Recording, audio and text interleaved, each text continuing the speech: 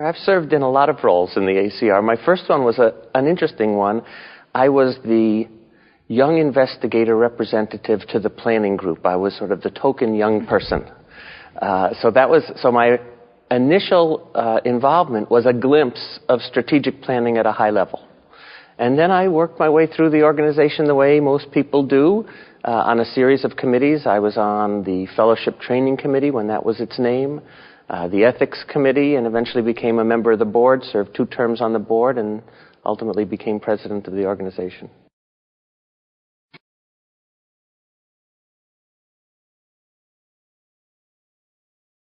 I think my first annual meeting, the first one I remember clearly, was in Disneyland. It was in Anaheim. I think it was 1985.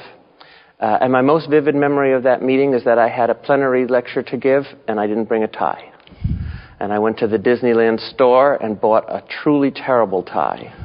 And it's sufficiently terrible that people commented on it. So that's my lasting recollection of my first ACR meeting. The other recollection of that meeting was of being totally lost, of wandering around, not understanding what rooms to go to, not knowing any of the people, and wondering if I would ever fit in.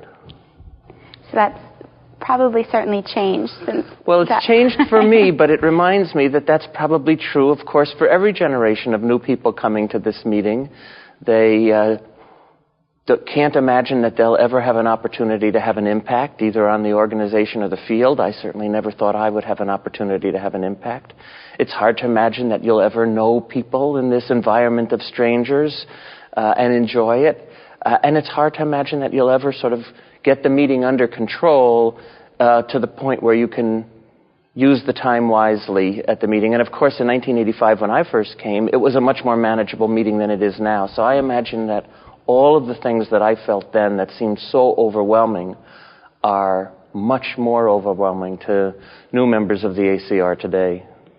So if you could give advice to somebody coming to their first meeting, what would you tell them? My advice to people coming to the meeting for the first time, or to anyone coming to the meeting, is don't focus on what you can't go to. You're going to miss 90% of the things at the meeting, and you can drive yourself crazy worrying about what you've missed. Make good use of your time and be satisfied that you're making good use of it. So focus on what you can do some things that are interesting to you, leave the rest behind, take some breaks so you can get the most out of it. I think that's the best way to approach the meeting. Otherwise, you just be overwhelmed.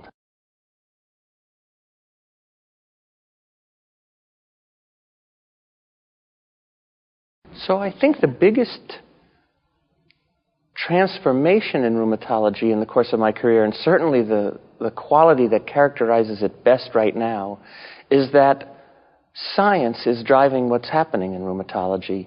When I entered this field, we didn't understand any of the major therapies we used. We didn't understand why they worked. We didn't understand any scientific basis for them. And as a result, it was very difficult to move from one step to the next because there was no logic to what was being done.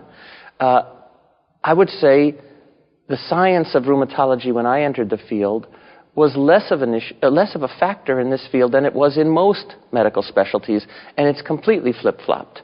So now everything that's going on in this field is driven by an understanding of the science, and all of the progress is based on that, and it's become the field that's really at the forefront of translational research, of really bringing science to people. So it's an enormous change. And of course, we've already felt it in the last decade with the advent of the first generation of biologic therapies. But it would be a shock if we discovered the best things first. I mean, it's almost inconceivable that what came along first will ultimately prove to be best.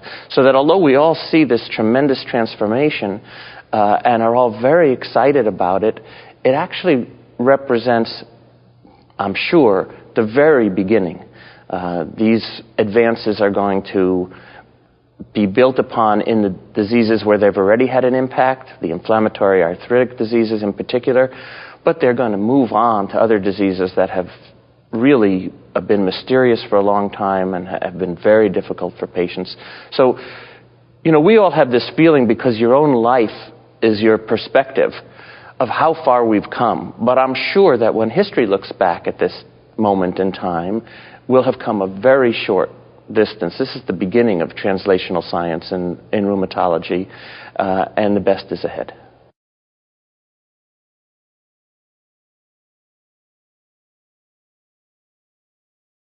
The big change in the ACR, from my perspective, is it has succeeded in becoming a powerful force in American medicine.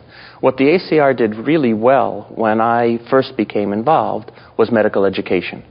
And that was the principal activity of the ACR, as I saw it, at least from my perspective. And it did it really well, and it has done it better every year and takes great pride in it.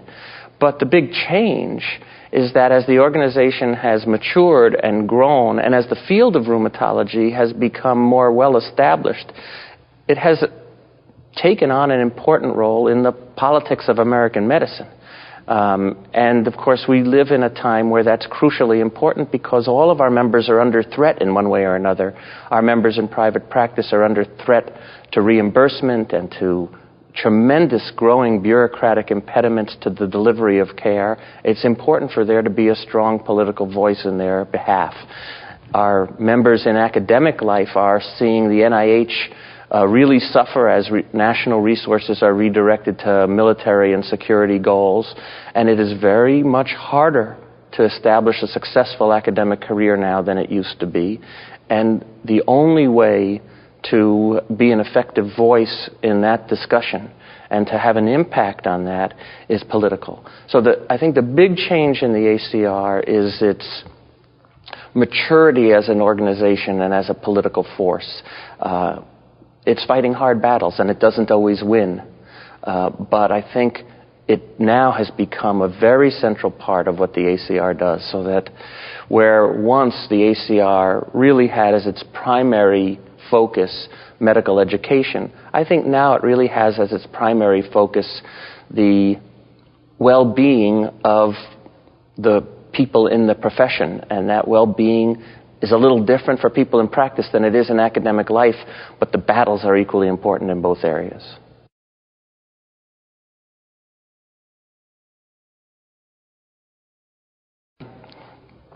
So my own involvement in the ACR has had a big impact on my professional career and on my life.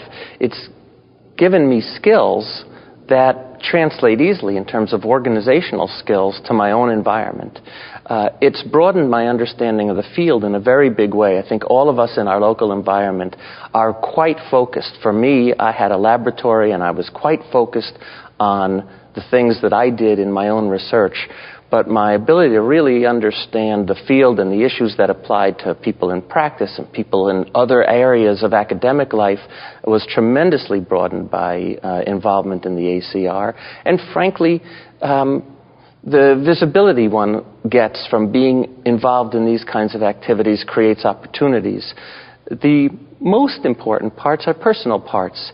Most of us, through our involvement in the ACR, make friendships with rheumatologists in other areas of the country and other aspects of the field, people we would never meet. And I think we all take pride in rheumatology in the fact that it's a special kind of person that goes into this field. These are human beings who have made a decision to go into one of the less lucrative aspects of medicine because they care about people, they care about chronic illness.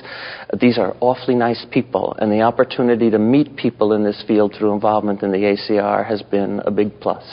For me, of course, everything else pales by comparison to my personal life, because when I was an officer of the ACR, I met Teresa Fitzgerald, who was a staff member of the ACR, and we're now married.